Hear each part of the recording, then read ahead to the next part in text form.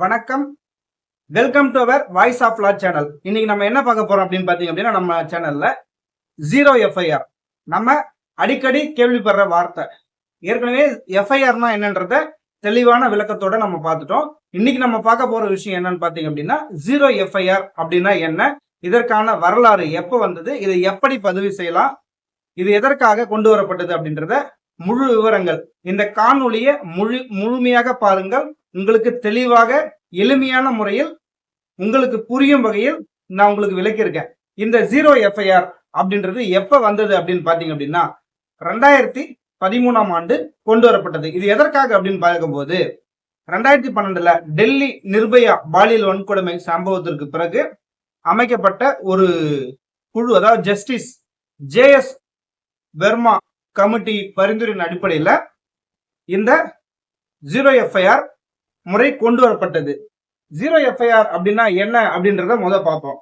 Zero FIR அப்படின்னா பாத்தீங்க அப்படின்னா குற்றம், அதாவது ஜீரோ எஃப்ஐஆர் அப்படின்னு பாத்தீங்க அப்படின்னா குற்றம் நடந்த இடத்தின் காவல் நிலைய எல்லை அல்லாத அருகில் உள்ள காவல் நிலையத்துல பதிவு செய்யும் நடைமுறை தான் ஜீரோ எஃப்ஐஆர் அப்படின்னு சொல்றோம். இது பெயர் வர காரணம் என்ன அப்படின்னு பாத்தீங்க அப்படின்னா, ஆரம்பத்துல நம்ம ஒரு எஃப்ஐஆர் பதிவு பண்றோம் அப்படின்னா அந்த காவல் நிலையத்துல, அதாவது குற்ற எண் எஃப்ஐஆர் எண் வழங்கப்படும். ஆனா இந்த முறையில வழங்கப்படாமல் அதுக்கு வந்து ஜீரோ அப்படின்னு பதிவு செய்து பின்னர் ஜூரிடிக்ஷன், அதாவது அதிகார வரம்புள்ள அந்த எந்த எல்லையோ அந்த உட்பட்ட காவல் நிலையத்திற்கு மாற்றப்பட்ட பிறகு அங்கு வழக்கமான எஃப்ஐஆர் பதிவு செய்யப்படும். அதுதான் இந்த பெயர் வர காரணம். உதாரணத்துக்கு ஒரு சின்ன எக்ஸாம்பிள் நான் சொல்றேன். இப்போ ஒரு திருவண்ணாமலை அருகில ஒரு கிராமம் இருக்கு. அந்த கிராமத்துக்கு காவல் நிலைய எல்லை வந்து பாத்தீங்க அப்படின்னா திருவண்ணாமலையில இருந்து 20 கிலோமீட்டர் இருக்கு. ஆனா அந்த கிராமத்துக்கு பக்கத்திலே ஒரு 5 கிலோமீட்டர்ல ஒரு ஸ்டேஷன் இருக்குன்னு வச்சுங்க. ஒரு சம்பவம் நடக்குது, இங்க இருந்து 20 கிலோமீட்டர் போக முடியாது, ஆனா பக்கத்துல இருக்கிற 5 கிலோமீட்டர் போலாம். அந்த காவல் நிலையத்துல போயிட்டு நம்ம புகார் கொடுத்துட்டோம்னா இந்த புகார் வந்து ஜீரோ எஃப்ஐஆரா பதிவு செய்யணும். செய்துட்டு அந்த எல்லைக்கு உட்பட்ட, அதாவது அந்த ஜூரிடிக்ஷனுக்கு உட்பட்ட காவல் நிலையத்துக்கு வந்து மாத்திட்டு அதுக்கப்புறமா எஃப்ஐஆர் நம்பரு தருவாங்க. எந்த மாதிரியான குற்றம் ஜீரோ எஃப்ஐஆர் அப்படின்னு பாத்தீங்க அப்படின்னா, அதாவது காக்னிசபிள் அஃபென்ஸ், அறியத்தக்க குற்றங்கள், கொலை, கொள்ளை, பாலியல் வன்கொடுமை, கடத்தல், ஆசிட் தாக்குதல், கடுமையான தாக்குதல், அதாவது பெண்களுக்கு எதிரான, குழந்தைகளுக்கு எதிரான அநீதிகள், இதெல்லாம் நம்ம வந்து புகார் கொடுக்கலாம்.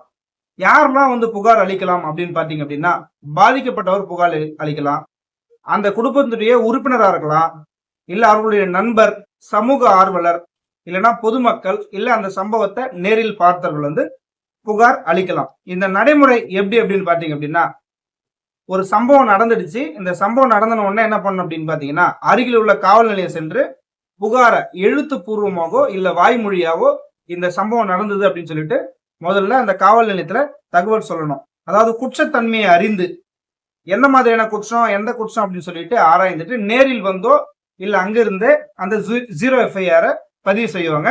பதிவு செய்துட்டு அந்த எஃப்ஐஆர் ஜீரோ எஃப்ஐஆர் நகலை வந்து இலவசமா தரணும். பின்னர் வந்து பாத்தீங்கன்னா அந்த எல்லைக்குட்பட்ட காவல் நிலையத்திற்கு வந்து இந்த வழக்கு மாற்றி விடுவார்கள். அப்புறம் அந்த விசாரணை வந்து அந்த உங்களுக்கு எந்த எல்லைக்குட்பட்ட காவல் நிலையமோ அந்த காவல் நிலையம் வந்து இந்த வழக்கை எடுத்து விசாரிப்பாங்க. இதனால் கிடைக்கும் நன்மைகள் என்னன்னு பாத்தீங்க அப்படின்னா, சீக்கிரமா நீதி கிடைக்கும். அதாவது இங்க இருந்து 20 கிலோமீட்டர் போயிட்டு நம்ம ஒரு கம்ப்ளைண்ட் கொடுக்கறதுக்குள்ள அங்க சம்பவம் வேற மாதிரி ஆயிடும். அது 5 கிலோமீட்டர்ல இருக்கிற ஸ்டேஷன்ல கொடுக்கும்போது சீக்கிரமா குற்றவாளியும் பிடிச்சிடலாம், பாதிக்கப்பட்டவர் வந்து அலைய வேண்டியதில்லை. இன்னொன்னு, காவல்துறை உடனே நடவடிக்கை எடுக்க முடியும்.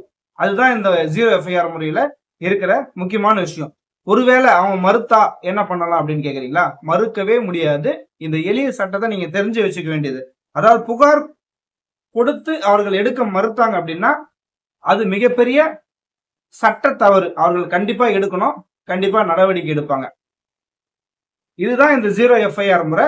இது போன்ற பல்வேறு தகவல்களை, அதாவது ஒரு சாதாரண குடிமகனும் இந்திய சட்டத்தை தெரிந்து கொள்ள வேண்டும் என்ற நோக்கில் இந்த சேனல் நம்ம செயல்படுத்திட்டு வரோம். இந்த எளிமையான சட்டங்களை உங்களுடைய வாழ்க்கையில் எப்போது வேண்டுமானால் தேவைப்படலாம். ஆகவே நம்மளுடைய வாய்ஸ் ஆஃப் லா சேனலை சப்ஸ்கிரைப் செய்து கொள்ளுங்கள். முக்கியமான இந்த விஷயத்தெல்லாம் தெரிந்து வைத்துக் கொள்ளுங்கள். நன்றி.